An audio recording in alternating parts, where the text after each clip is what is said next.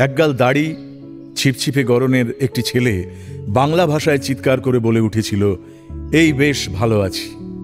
স্পর্ধা আর ক্ষুরধার তীক্ষ্ণ ভাষায় বাংলা গানের দেয়াল জুড়ে লিখেছিল, অন্ধের দেশে চশমা বিক্রি করি।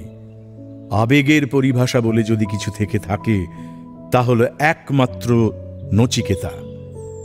এ যাবৎ অবধি বাংলা আধুনিক গানে বাস্তব চিত্র প্রকাশিত ছিল অধরা।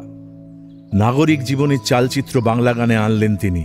একজন বেকার যুবকের গল্প হোক বা নীলাঞ্জনা, রাজশ্রী কিংবা পৌলমী, সব মিলেমিশে যায় যখন নচিকেতা বলে ওঠেন, ইচ্ছে করে বিধানসভার দেয়ালে অপুষ্টির ছবি আঁকি। এই শহরের দামি ফ্ল্যাট বাড়ির আসবাবের মতোই যখন অভিভাবকেরা অপ্রয়োজনীয় হয়ে পড়েন, তখন নচিকেতার কলমে বৃদ্ধাশ্রমের মতন গানের জন্ম হয়। একজন রিকশাওয়ালার স্বপ্নকেও তিনি গানে প্রকাশ করেন। ছুত অচ্ছুতের বেড়া ভাঙল তার গান। আপামর সাধারণ মানুষের কণ্ঠস্বর, বিদ্রোহ আর আবেগ ভাষা খুঁজে পেল নচিকেতার গানে।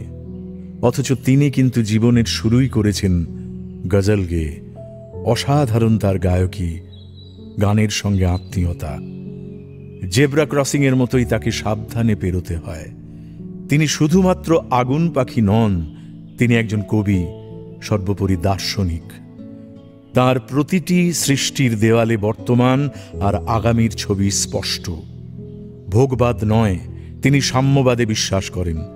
মাথায় আগ্নেয়গিরি নিয়ে রাস্তা পেরোন। স্কুলে তার নামে মেধাবী ছাত্রছাত্রীদের ভাতা দেওয়া হয়, পাঠ্য বইতে পড়ানো হয় তাকে। বর্তমানে তার নামে তৈরি হয়েছে মঞ্চ।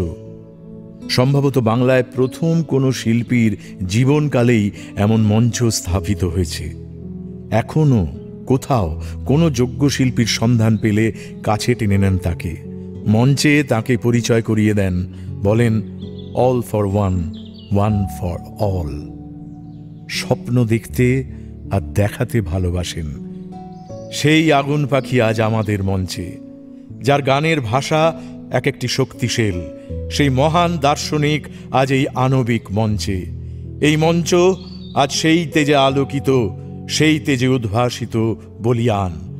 আমাদেরকে আপনি বিশ্বাস করতে শিখিয়েছেন, একদিন ঝড় থেমে যাবে, পৃথিবী আবার শান্ত হবে।